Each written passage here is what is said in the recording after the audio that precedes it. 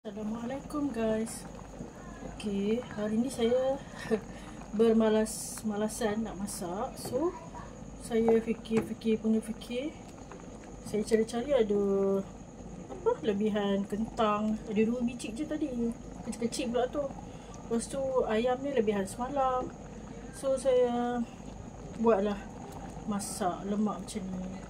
Kelainannya tak ada apa. Kelainannya memang saya jarang sangat-sangat, kalau nak cakap tak pernah, takut pernah kan, menggunakan apa tu, buah keras dan lada putih.